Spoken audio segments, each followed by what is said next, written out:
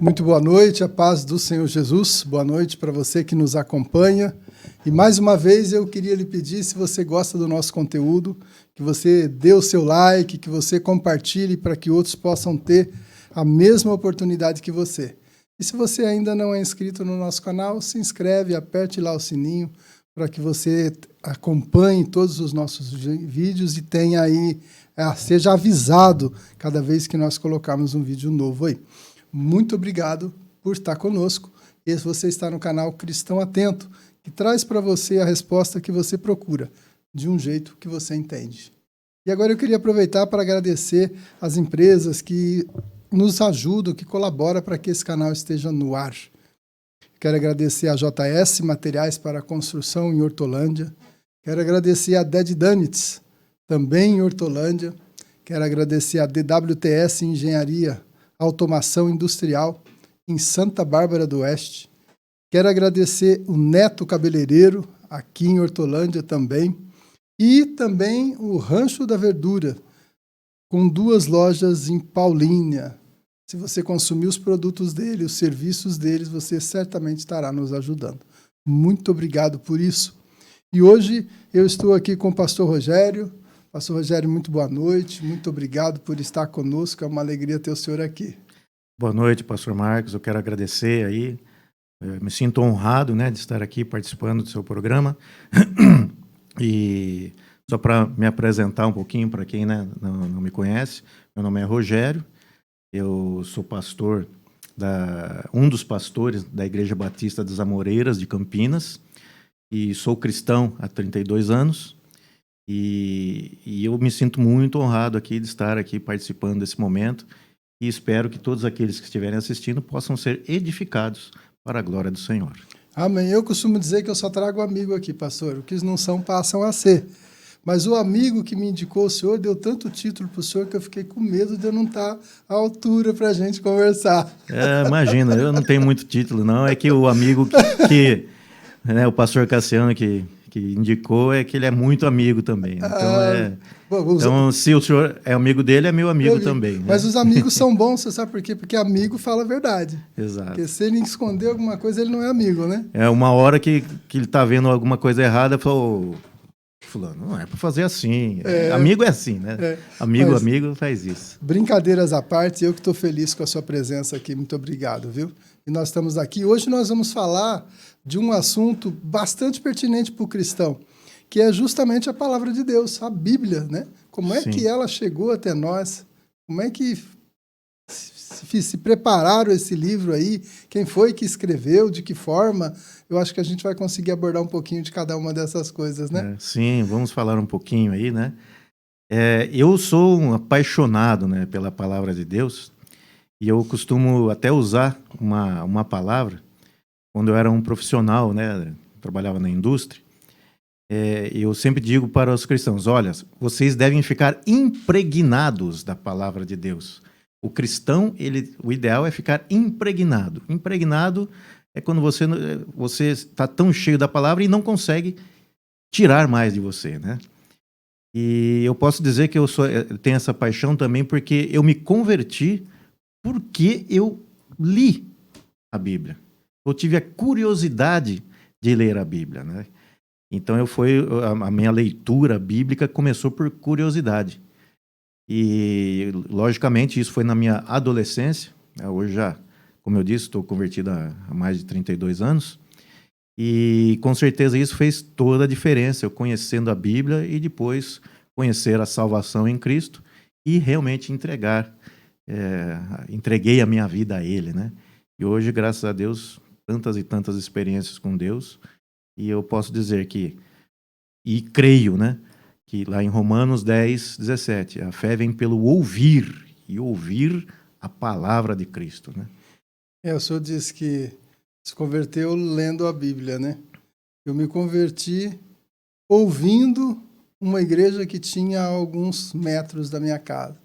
Também na verdade, eu era ainda um pré-adolescente, eu tinha 10 anos de idade. Aí eu ficava sentadinho lá no muro, ouvindo aquela igreja lá. Aí um dia eu falei para minha mãe, vou lá. Já contei isso aqui, mas para entrar no contexto do senhor, eu falei, vou lá. Ah, pode ir. Aí eu fui. Mas aí depois o resto da história, que depois vem com mais calma, uma hora a gente conversa sobre isso.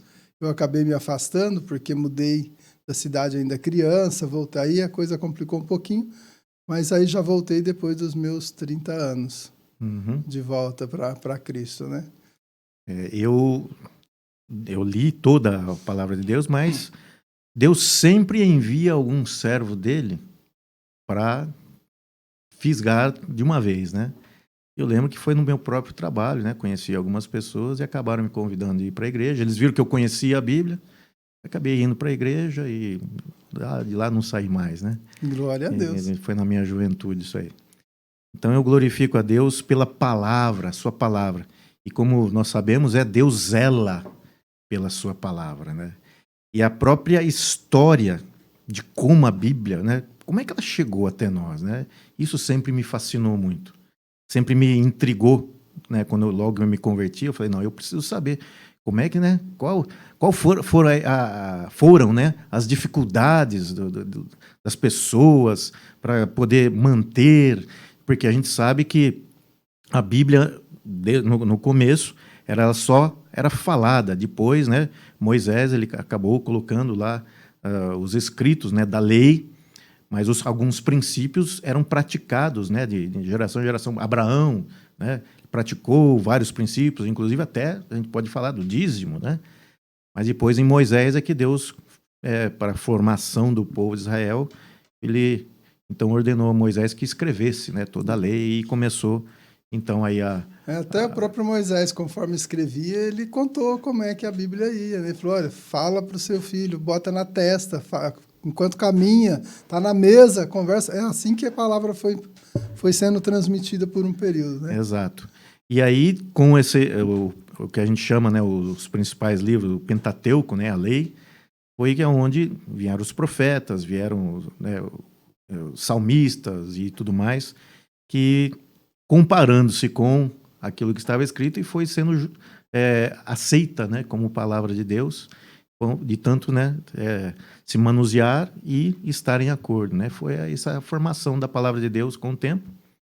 Depois, no Novo Testamento, a gente sabe que Jesus ele não deixou nada escrito, mas os seus apóstolos que conviveram com ele escreveram toda a vida dele, né? E usou outros homens, como o próprio apóstolo Paulo, que veio depois, né? Ele não era um dos 12 que andava com ele, mas veio depois.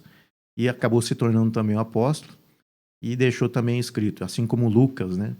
Aliás, Lucas é o único do Novo Testamento que ele não era judeu, mas ele foi o maior escritor em volume, né, do Novo Testamento. Escreveu 2, né? Escreveu 2 e em volume ele é o maior escritor até do que Paulo. Escreveu muitas epístolas ou cartas, né? Mas em volume Lucas acabou superando, né? Escrevendo mais. Porém, Paulo, ele escreveu a teologia mais básica, né? Bem básica que hoje nós utilizamos. Então, toda a história da Bíblia, como é que tudo isso pôde chegar até nós? E se não chegasse? Fica uma pergunta. E se não chegasse? E aí, dentro desse assunto, eu acho que, não sei se o senhor já ouviu alguém fazer a seguinte pergunta para o senhor, e eu acho que tantos e tantos cristãos que estão assistindo a gente aí, alguém já deve ter feito a pergunta aí. Mas espera aí, a Bíblia, ela já sofreu muitas mudanças. Como é que pode ser a Bíblia que Moisés escreveu, que Isaías escreveu, que o apóstolo Paulo... não, como é que eu vou garantir que a Bíblia não sofreu mudanças, né? Dependendo da época... as pessoas mudam conforme a sua vontade. O senhor já ouviu alguma pergunta assim? Algo parecido, até baseado nas próprias versões. Tem muita versão da Bíblia. Você pega uma, parece que não tem nada a ver com a outra. Né? Sim. Claro, uma questão de linguagem, mas algumas diferenciam muito aí. Então, já ouvi isso, sim. E justamente, às vezes, as pessoas, né, muitas pessoas fazem a pergunta, mas pastor... Como é que eu posso garantir que a Bíblia, né, que nós temos aqui, realmente é aquela que Moisés escreveu? E eu vou dizer o seguinte, logicamente a fé, nós que temos a fé de ouvirmos a palavra e entregarmos a nossa vida, logicamente o Espírito Santo testifica o nosso espírito. Mas existe até a ciência, a própria ciência. Existe uma ciência que prova, que mostra, né, que a Bíblia que nós temos hoje, né, ela, é a Bíblia dos autógrafos, né? Pelo menos o mais próximo possível daquilo que eles escreveram em palavras, mas a mensagem não se mudou. A mensagem é a mesma, né? Qual é a ciência, né? E aí alguém pode perguntar, mas qual é a ciência que pode fazer isso? É a ciência, não sei se nossos irmãos que estão nos assistindo já ouviram falar sobre a crítica textual. O pastor já ouviu falar. A crítica textual, também chamada de baixa crítica, porque inclusive, ela mexe com o texto. Inclusive, eu ouvi até a história de um crítico que ele pende para o outro lado, a dizer que não é. Mas ele mesmo se cai numa armadilha das próprias palavras, porque eu não me lembro o nome dele, mas ele chega a apontar textos em que ele diz que foi alterado. Ora, para você saber que foi alterado determinado texto, você tem que conhecer o original. Então, Sim. Se ele acha que foi alterado, é porque alguém tem o original daquilo ali. Então, ele acabou criando uma armadilha para ele próprio. Como é que eu posso afirmar que determinado texto foi alterado se eu estou dizendo que não tem o original? Então, ele acaba provando que é uma realidade dos originais da palavra. Exato. A crítica textual, ela tem a sua metodologia, né, para se trabalhar, né? E o objetivo principal qual é? É garantir que a mensagem que nós temos é a mensagem que os escritores deixaram, né? Inspirados por Deus, é a mensagem que os escritores deixaram, né?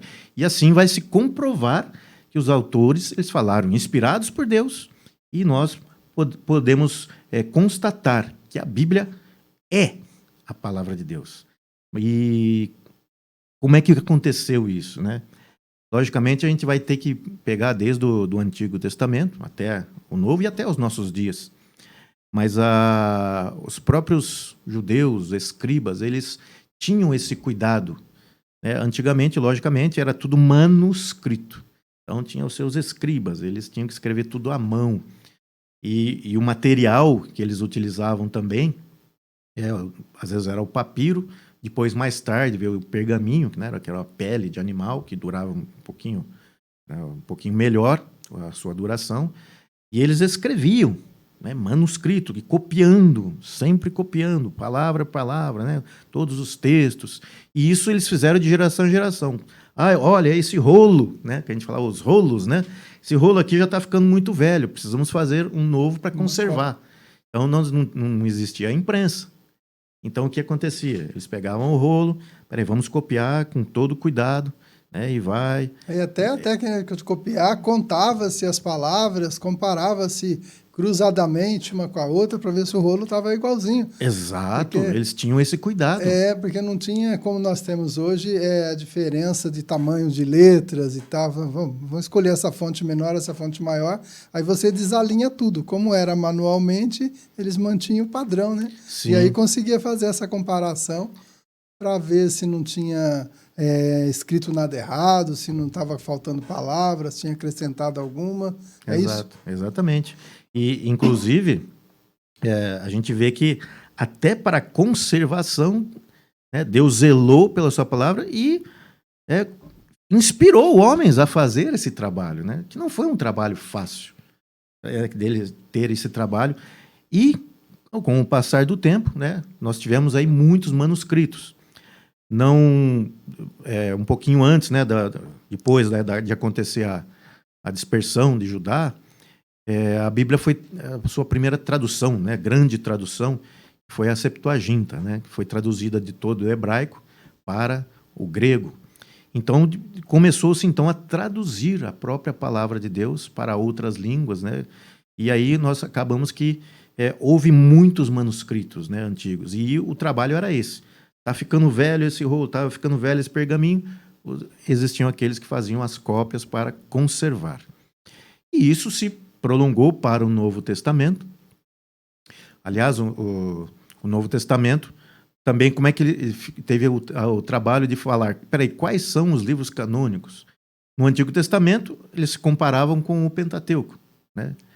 Tinham que ter sido escritos, né, por judeus, na língua hebraica, ou no caso de Daniel, né, que é um dos que tem porções de aramaico, e no caso do Novo Testamento, foi todo ele escrito em grego, mas todos os autores tinham que ter alguma ligação com algum dos apóstolos, né, que foi a base. Ou ser ele próprio um apóstolo, ou ter uma ligação direta. Ou ter uma ligação direta com ele, né? Ter conhecido Jesus, né? A maioria, aliás, eu acho que todos eles.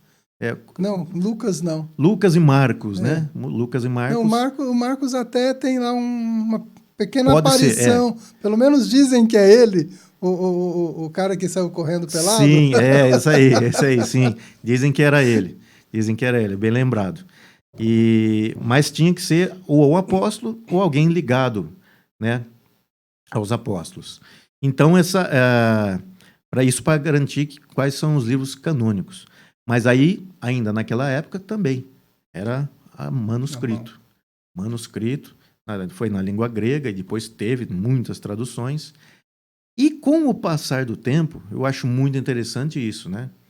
Veio também o Império Romano, ele acabou tendo a sua uma mudança e ele determinou, depois de tanto perseguir cristãos, depois de tanto, né, matar cristãos nas arenas, né, Constantino declarou que o império passaria a ser cristão, a religião oficial do império. E com isso nós vamos ver aí que entrou numa fase, depois entrou a Idade Média, e criou-se locais específicos para conservar, né, muitos mosteiros. E as pessoas aí, nessa época, já tinham muitos manuscritos, versões. E aí eles começaram a ter esse trabalho de comparar um manuscrito com o outro. E aí, lógico, aconteciam aquilo que o pastor estava comentando. Às vezes acontecia da pessoa... eu contei, você contou certo? Contei, mas às vezes a pessoa não contou certo. Ela pulou, estava lá. Lembrando que não era igual hoje, que nós temos, né, luz elétrica, nós temos toda a tecnologia para nos ajudar. O computador, você escreve aqui, errei aqui, volta aqui. Aliás, às vezes o computador já diz para a gente já que diz, tá errado aqui, né? Naquela época, não, né? E às vezes era o copista lá estava com a sua vela, né? Então, a luz de vela, ele tinha que... Né, às vezes dava aquele soninho. E acontecia, por exemplo, quando você vai comparar uma cópia com outra, aí você via lá, tinha repetição de palavra. Era comum acontecer isso. Que tinha mais troca de posição, né, das palavras, ou letras e tudo mais. Às vezes a pessoa fazia uma linha, talvez fosse lá tomar uma aguinha, alguma coisa, na hora que voltava, pulava uma linha. Existia esse tipo de erro. O uso de segunda pessoa na terceira, enfim, sempre houve esse tipo de erro, mas, graças a Deus, por aquelas pessoas que faziam comparações.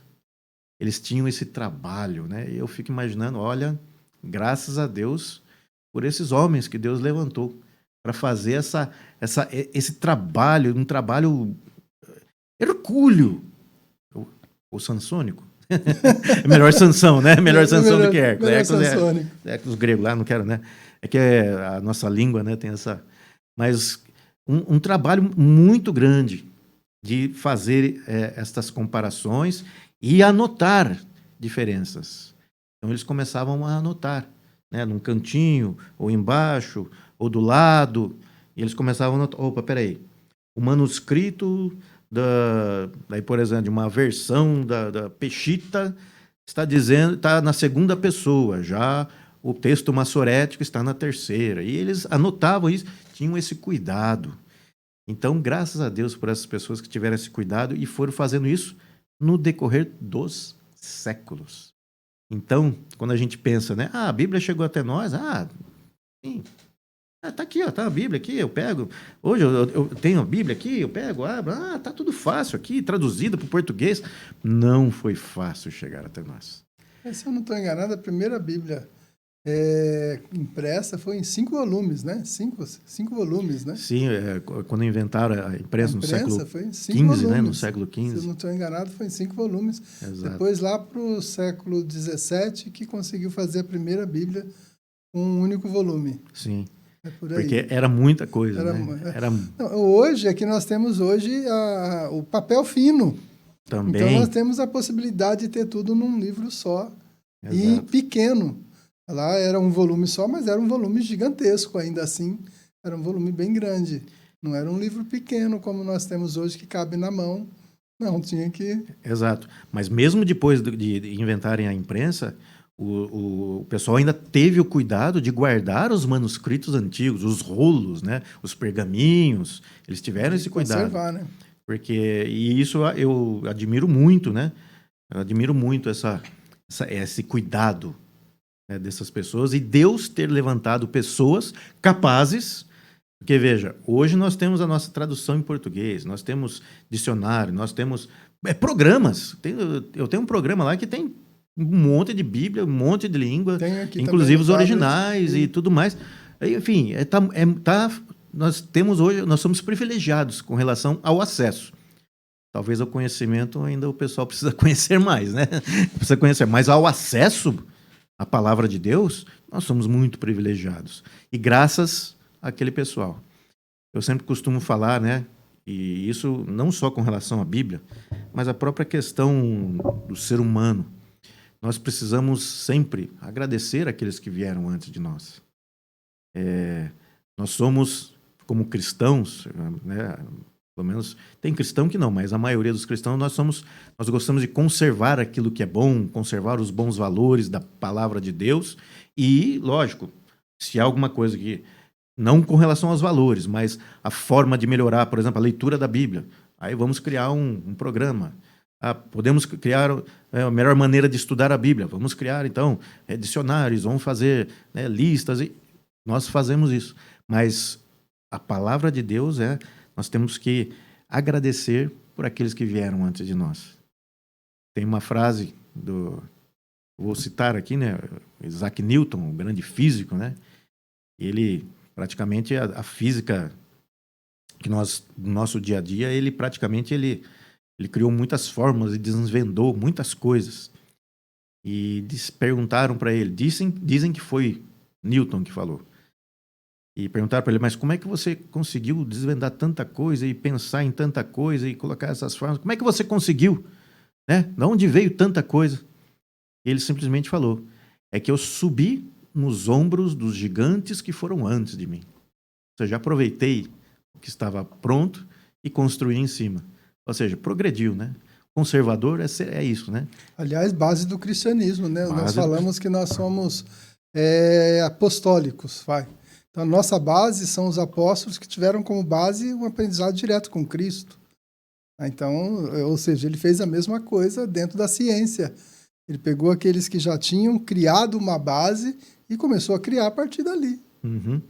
E dentro desse trabalho que nós vemos aí, da crítica textual, das pessoas estarem analisando, né, o texto, eu lembro, né, pela história, quando foi lá na época no início do século XX, final do século XIX, início do século XX, onde foi desenvolvido muito a teologia liberal, e uma teologia que até hoje existe, né?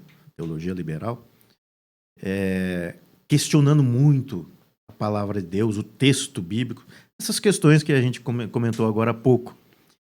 E eu lembro, né, pela história, que logo depois da Segunda Guerra, algo aconteceu para simplesmente pôr um ponto ali, né?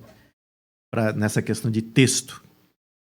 Que eles andavam questionando muito sobre o texto da Bíblia. Não, o cristianismo que vocês estão fazendo, não é a Bíblia que vocês têm, não é verdadeira, não sei o quê.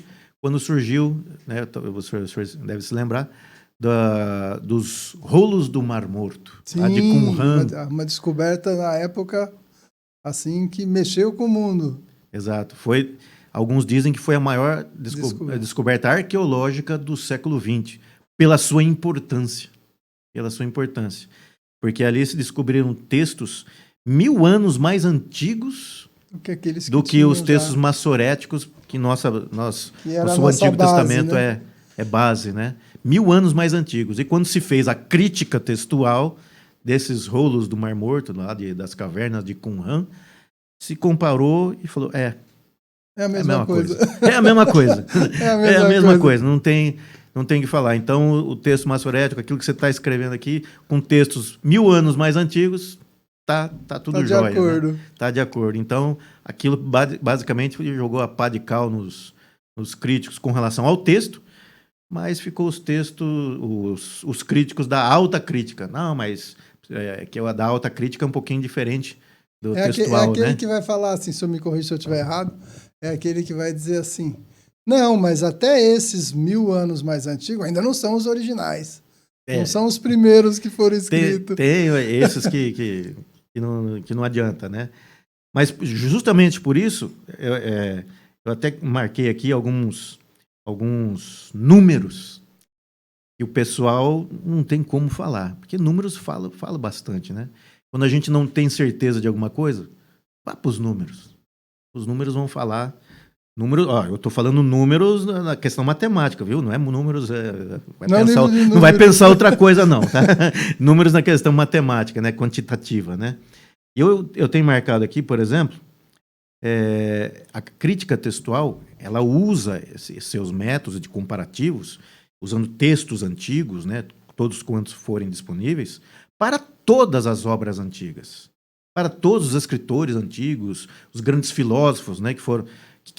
Lógico, Sócrates foi um grande filósofo, mas quem escreveu foi o Platão, depois Aristóteles, né? E teve outros lá. É porque Sócrates mesmo não escreveu Não nada. escreveu nada. Foi Platão, que era discípulo dele, discípulo. que acabou passando tudo isso aí. Mas teve outros escritores, né? E como é que se sabe que tudo que esses escritores falaram, né, é o que nós temos, os trabalhos que nós temos hoje?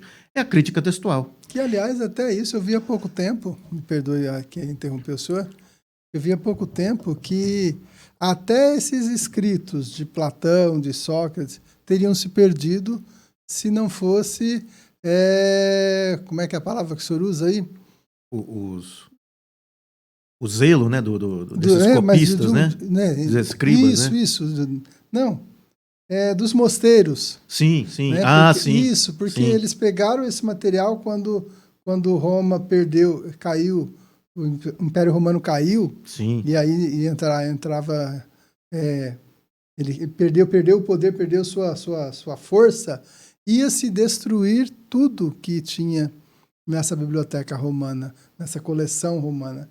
E esse pessoal desse mosteiro pegaram, inclusive de um determinado país aí, que eu não me lembro exatamente, foi uns monges específicos de um único país aí. Pegaram esse material, botaram embaixo do braço e levaram para conservar numas ilhas e guardaram eles lá, livrando eles de ser destruídos. Senão nós não teríamos nem mesmo esses livros aí seculares de Sócrates, de Platão e de outros filósofos aí, e mesmo livros de medicina da época, tudo eles guardaram toda essa biblioteca. Conhecimento, Inclusive a Bíblia. A Bíblia. Graças a Deus. E é interessante, né, que esse pessoal, veja, eu imagino quanta coisa que a humanidade perdeu pela ignorância, né? Porque aí um país tomava conta do outro, destruía tudo. Quanta como coisa aconteceu com a biblioteca, né? de Alexandria. Então, quanta coisa nós perdemos lá. Eu imagino quanta coisa útil tinha ali, né? Ah, mas não era coisas teológicas, não era Bíblia, mas tinha coisas úteis, né? É a cultura, a história da humanidade. Exato. Porque era uma maior biblioteca da época. Exatamente.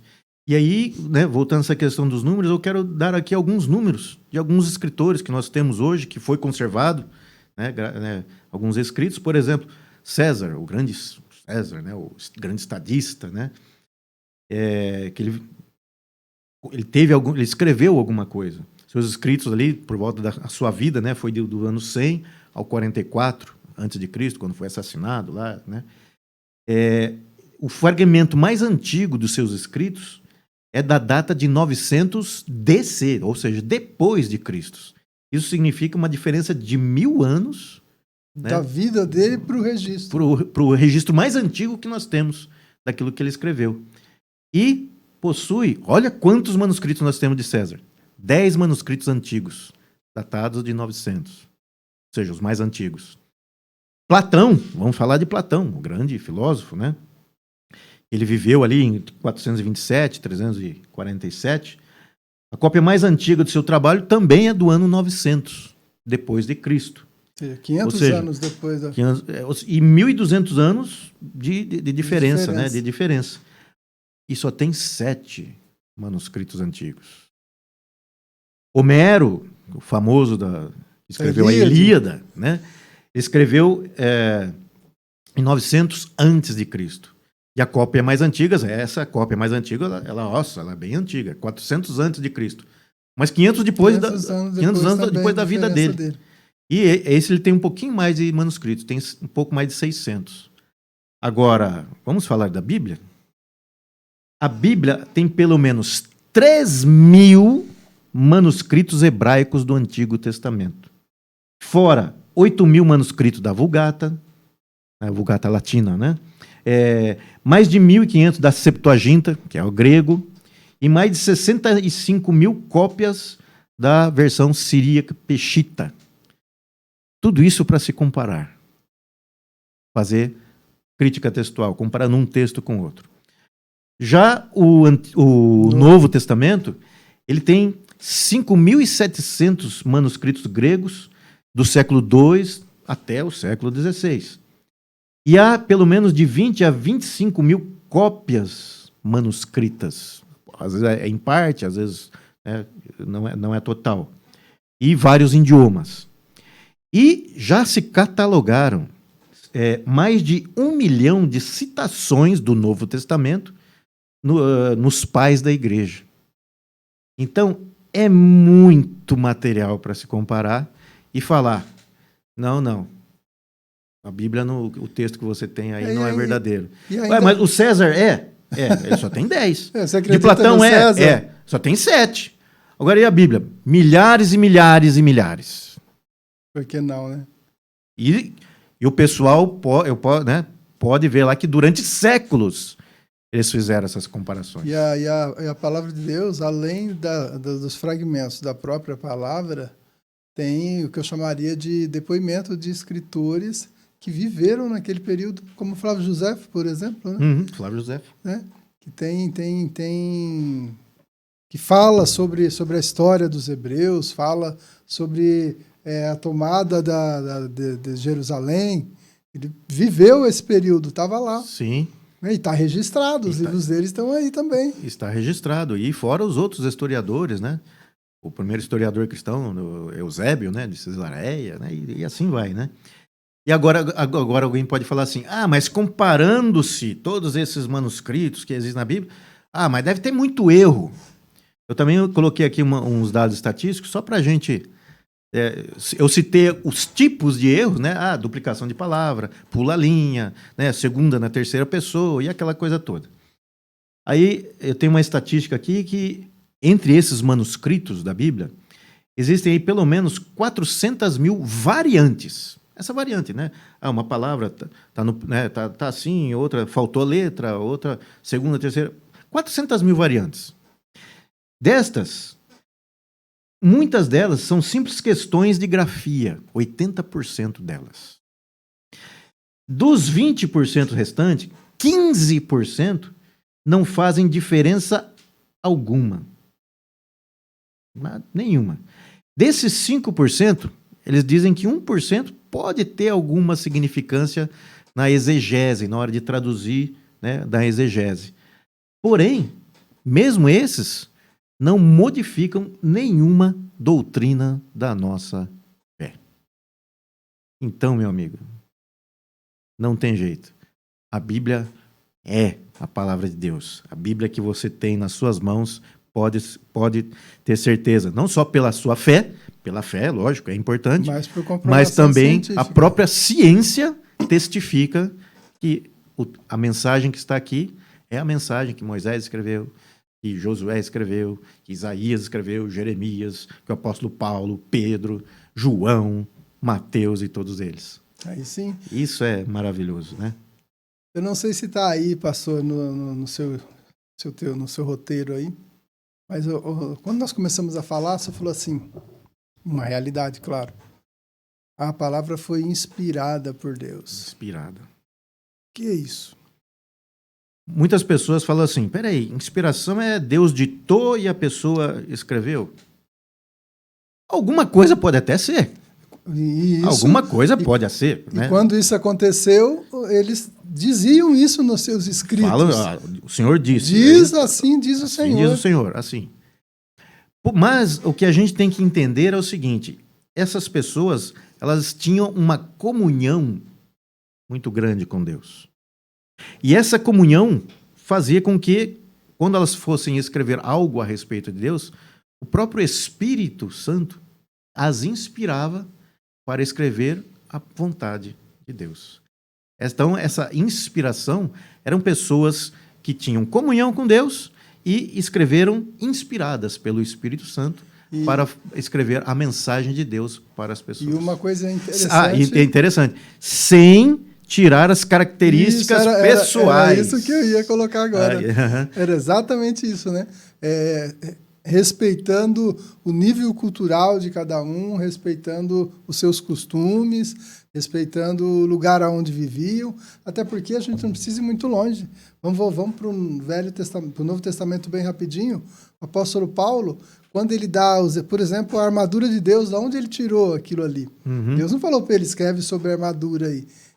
Disse para ele um contexto, talvez, inspirou ele naquela... preciso dizer isso, mas como que eu vou explicar isso? E fazia parte do dia a dia do judeu, inclusive, não só da igreja, do judeu, inclusive, a convivência com o romano, com o soldado romano. Então, ele inspirou naquilo que ele vivia. Inspirado por Deus, ele utilizou a linguagem que ele conhecia. Então, Deus não tira a liberdade de expressão de ninguém. Ele diz assim, pode escrever, mas com as suas palavras. Aliás, eu costumo dizer o seguinte, né? Logicamente, isso por causa do pecado é comum no mundo, né? O mundo que jaz no maligno, por causa do pecado. As pessoas quererem dominar o outro, né? Do desejo de domínio, que vem do próprio Satanás e depois do pecado do ser humano, né? Inspirado, né? Malignamente, deseja sempre dominar. Mas se você for analisar, né? Deus que fez o ser humano, ele deu liberdade para o ser humano. Ele é o único que tem o direito de falar, não, eu vou fazer o que eu quiser aqui com o ser humano, não, você não vai fazer isso, vai fazer aquilo. Ele é o único que tem esse direito. Mas é o único que não faz. Você vê, o senhor falou uma coisa interessante aí, que o homem tem esse instinto de querer dominar. O problema é que, com a entrada do pecado, o diabo deturpou esse negócio de domínio e pôs na cabeça do homem que ele precisava dominar um ao outro. Porque Deus, quando fez o homem, ele mandou que o homem dominasse. Mas mandou que dominasse sobre a criação. Exato. Né? Mandou que dominasse sobre os pássaros, sobre os peixes, sobre os animais, não sobre o próprio homem. Porque o próprio homem era para viver em harmonia.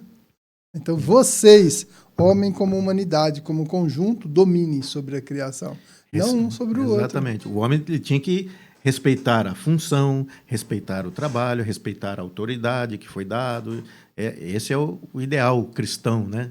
Mas não, é a inversão, né? Aquilo que Jesus nos ensina na palavra.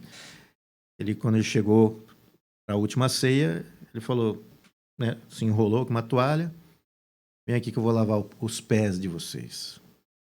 Aí Pedro falou, não, senhor, nunca vai me lavar. Se eu não lavar... Você não tem nada comigo. Não, então tá bom, pode lavar tudo. Lava tudo. Lava tudo, ou é tudo ou é nada. Pedro era assim, né? Mas foi um grande homem de Deus, a gente vê até pelo que ele escreveu na palavra de Deus, né? Até pelo que escreveram dele, como Lucas escreveu no Atos dos Apóstolos. Exatamente. E aí, Jesus deu exemplo. Olha, vocês falam que eu sou mestre e senhor, e eu sou. Mas olha, eu mesmo sendo mestre e senhor, eu lavei os vossos pés. Ou seja, nós temos que servir. Não importa qual autoridade você tenha, Sirva. É que Sirva. Jesus né? já tinha falado para eles num determinado momento sobre isso e eles não atentaram, porque a palavra não era essa. Quando Tiago e João falaram assim, olha, pode sentar um à sua direita, um à sua esquerda. Sim. Olha, quer ser o maior? Seja o menor. Sirva, seja o menor. Então, e eles não tinham atentado. Quando chegou lá na ceia, cometeram o mesmo erro 2 vezes. Exato. Então, e a gente vê, né? Tudo isso a gente pode comentar aqui por essa maravilhosa mensagem que custou, eu creio que custou muitas vidas, para que hoje eu pudesse ter aqui, ó, pudesse ter essa Bíblia aqui.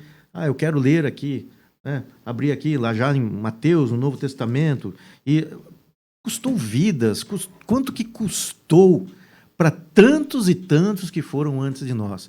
Nós temos que valorizar e realmente dar a vida ao Senhor Jesus Cristo, né? Pagar o preço que for pela mensagem do Evangelho, de pregar o Evangelho.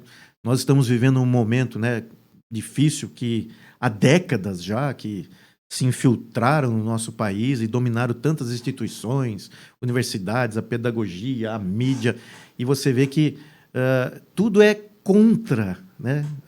A maioria desse pessoal que eles pensam é contra a palavra de Deus. Mas nós temos que ficar firmes naquilo que a palavra de Deus nos ensina, que tanto custou para chegar até nós. E ela chegou por milagre, por causa de Deus. Deus é quem fez a palavra chegar até nós, para que nós pudéssemos, inclusive, traduzida, né? Aliás, traduzida. Isso é um fator bastante interessante também. Você falou assim, quantas vidas não foram dadas para que nós recebemos? Até para a gente chegar com ela em português, se eu não me engano, João Ferreira de Almeida ainda era jovem quando começou a fazer a tradução. E ele morreu já lá para os seus 60 e poucos anos, sem terminar. Sem terminar. Mas, ou seja, quanto ele deu da vida dele para que nós pudéssemos ter ela em português. Exatamente. Se eu não estou enganado, ele terminou o Novo Testamento, ou o Antigo, foi o Novo, né? Foi o Novo. E não conseguiu terminar o Antigo Testamento. Terminou em Ezequiel. Foi em Ezequiel. O profeta Ezequiel. Aí os seus discípulos, seus amigos lá terminaram Terminaram e tiveram a hombridade de dar os créditos para ele, né? Foi uma coisa assim, de hombridade, de humildade mesmo, né? Então, coisa de servo de Deus, né? Ou seja, não foi fácil para ter a Bíblia até aqui. Tem que ser mesmo a mão de Deus nesse negócio. Porque, aliás, é o livro mais perseguido. Né? O livro. Nós vemos aí na história e em filmes aí retratados isso tudo que aconteceu. Quantas vezes a Bíblia não foi para a fogueira e em toneladas. Em toneladas. Toneladas. Todos, né, os regimes anticristãos, anti-Deus, né? Você vê que a primeira coisa que eles querem fazer é acabar com o cristianismo, né? Acabar com Deus, não vão acabar, né? Com resquícios, né, de que alguém possa pensar em Deus ou se prostrar diante de Deus. Mas a verdade sempre prevalece, né?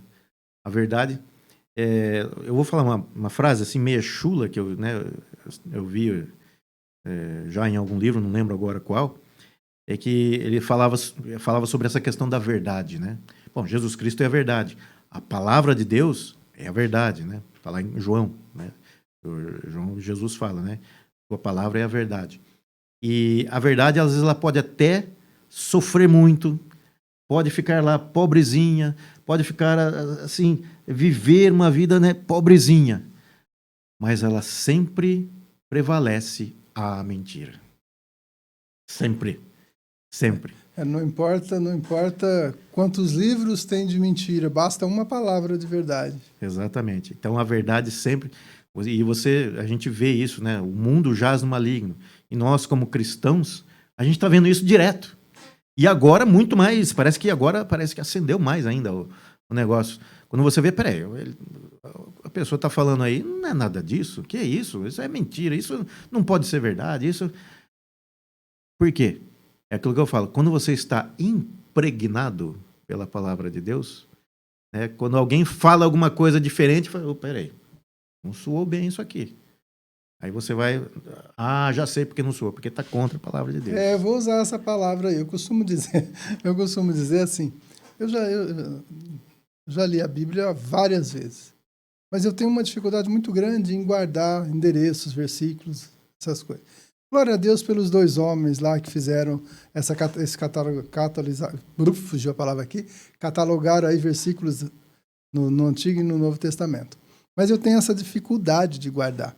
Mas se o senhor falar uma besteira que não está na Bíblia, no mínimo vai acender uma luzinha aqui para eu ir lá abrir ela para ver se é, porque eu posso estar errado.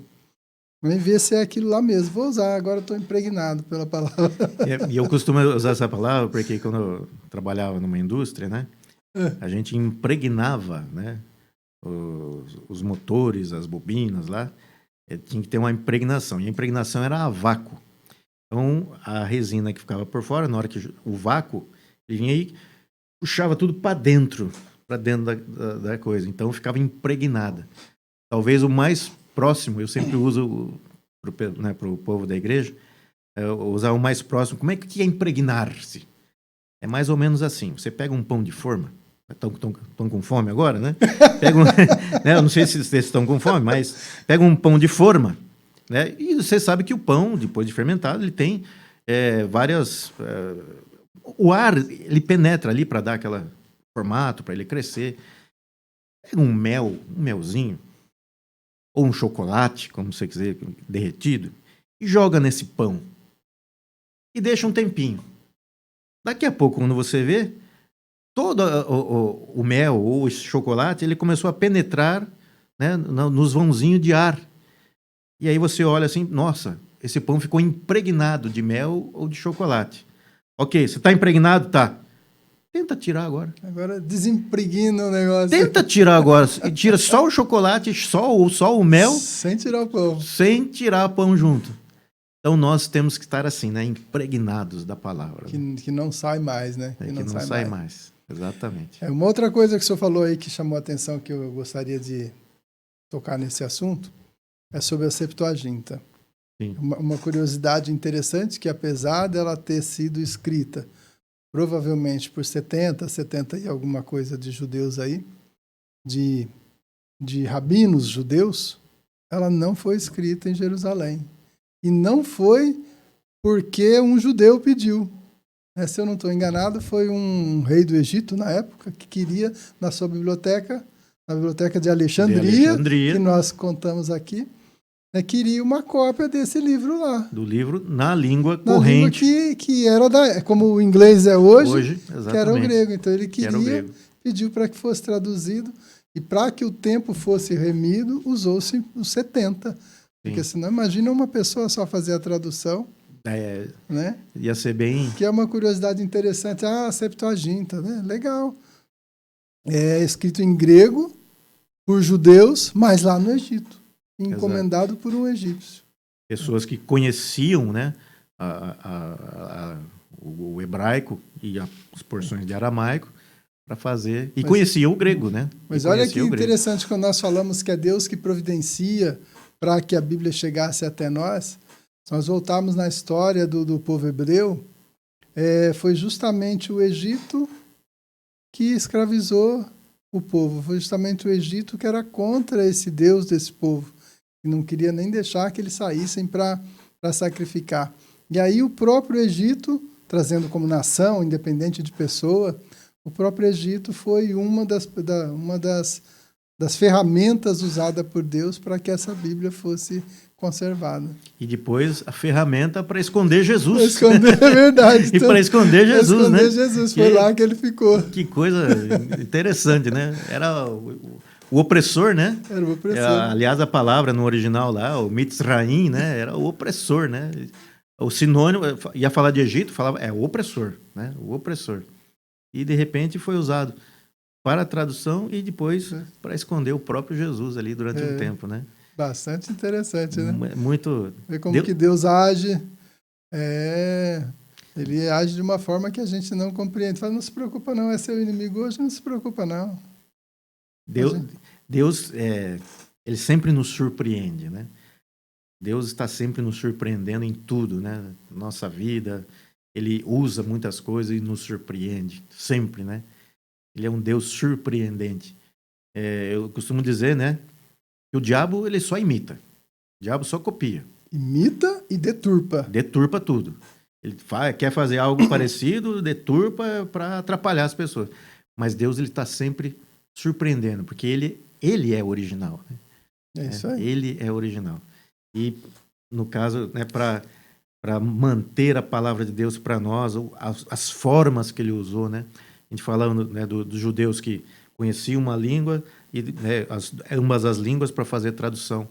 E eu fico imaginando, voltando, né, a questão dos monastérios, né, aqueles monges, aquela pessoa que ia comparando, né, manuscritos, eles viam não só os originais, né, hebraico, aramaico e grego, mas eles comparavam as versões também, né, de outras línguas, a Vulgata, e ficavam comparando. Peraí, a Vulgata disse isso, mas isso aqui está na segunda pessoa, mas um em hebraico está na terceira. Ele tinha que ter um conhecimento, né, e eles se dedicaram.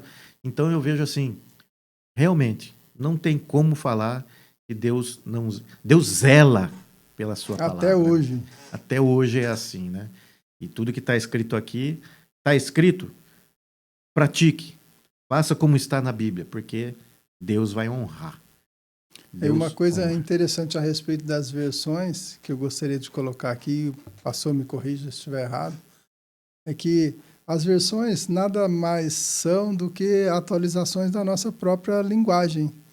Porque se nós voltarmos lá no nosso tempo de adolescência, por assim dizer, o português era totalmente diferente do que é hoje. E nós entendíamos da mesma forma. Só que se nós pegarmos um escrito lá daquela época, ou um pouquinho antes, como a gente costuma brincar aí, quando farmácia era com PH, né, e trazer para hoje, o texto vai ficar meio incompreensível algumas palavras para algumas pessoas. Com certeza. Então, aí a necessidade das versões e a diferença é nos termos usados, mas o contexto é o mesmo, a palavra final é a mesma coisa que está ali, né? Lógico que sempre o ideal seria que você conhecesse, né, os originais e fazer a sua tradução para fazer uma mensagem, por exemplo. Mas não é possível. Mas sempre me pergunta assim, pastor, qual é a melhor tradução ou versão da Bíblia em português? Já me perguntaram isso. Já perguntaram também? Vamos ver se a sua resposta é parecida com a minha, então. A minha resposta é a seguinte, olha, todas as nossas traduções e versões são muito boas. Algumas, por exemplo, nós temos a NVI, é a Nova Versão Internacional, ou a NVT, a Nova Versão Transformadora. Eles dão ênfase, porque toda tradução, queira ou não queira, você precisa adaptar a sua língua, ou seja, fazer uma versão. Mas essas duas que eu citei agora, por exemplo, eles dão muita ênfase à mensagem, por exemplo, de um versículo. Lógico que eles vão ver as palavras que estão escritas, vão traduzir e tudo mais, mas eles se preocupam muito com o que está dizendo. É a versão, eles dão mais ênfase à versão. A revista atualizada, inclusive tem uma nova revista atualizada, eles, logicamente, têm que ter a versão, mas eles dão muita ênfase a palavra por palavra. Quando não é possível, então é a versão, né, faz uma pequena versão. Então, aí, com certeza, para você estar começando a ler a Bíblia, ler as versões para você entender é bom.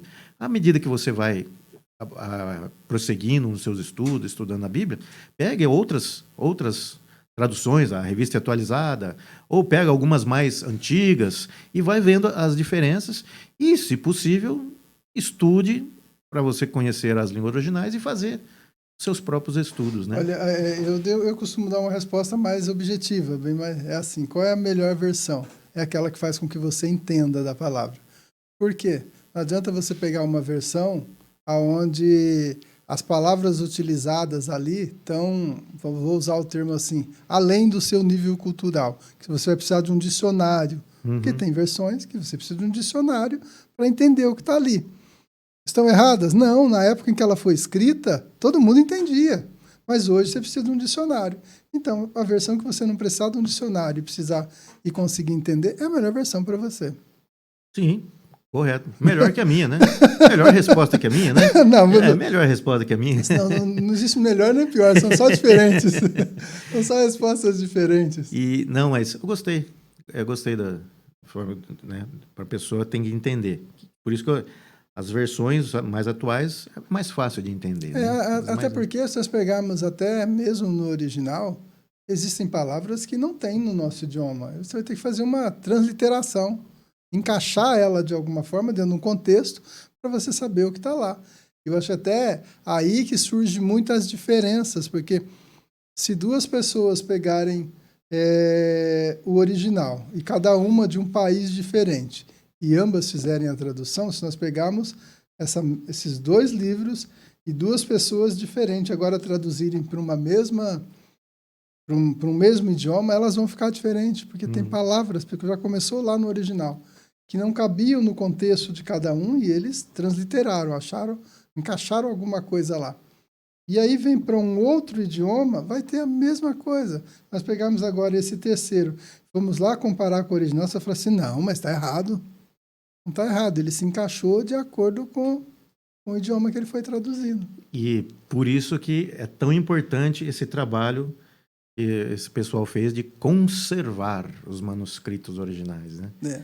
Porque daí todos os lugares podem fazer a sua tradução e ter certeza das coisas. Né? Porque aí vai se encaixar dentro do contexto de cada língua, de cada idioma. Aí eu não tenho uma palavra lá que aqui no meu idioma não tem, mas o que ele quer dizer com isso? Aí vou ler lá vou entender o que ele quer dizer, então agora eu já sei que palavra colocar aqui. Sim. Né? Mais ou menos por aí. Estou errado? Não, é isso mesmo. E inclusive, o senhor falou a particularidade de cada idioma. Por exemplo, nós temos nos originais do grego, do hebraico, tempos verbais que no português não existem. Mas tem tempos verbais no português que podem expressar algumas coisas que às vezes eles não expressam de uma forma diferente. A gente tem uns tempos verbais para expressar. Aqueles que a gente não tem, a gente usa. O português, eu acho uma língua muito rica. Mesmo que, por exemplo, alguns tempos verbais do hebraico, por exemplo, você pode não ter um tempo verbal igual. Mas você usando mais palavras, você consegue expressar. Chegar lá, consegue expressar. Eu acho o português assim, uma língua muito linda e ela dá muitas condições para nós. Podemos expressar qualquer coisa de qualquer outras línguas, né? Eu acho muito lindo isso. Pastor, o nosso tempo está chegando ao final. Então, gostaria de dar aí a oportunidade para o senhor ver mais um tópico que o senhor acha bastante interessante e queria incluir, para que o povo consiga entender um pouquinho mais como é que a palavra chegou até nós, como é que ela... E, aliás, né, para a gente chegar a pensar em como é que ela vai se manter daqui para frente, porque enquanto Jesus não voltar, ela precisa continuar aí. Exato. E a melhor maneira da gente estar apaixonado pela Bíblia é estar impregnado dela, ou seja, ela tem que estar lá dentro, né? Ela está lá dentro, a gente está praticando ela todo dia, a gente está zelando, a gente está fazendo que outras pessoas conheçam, né, a palavra de Deus. É a melhor maneira da gente dar esse prosseguimento. Se ela chegou até nós, se o que depender de mim, ela vai continuar.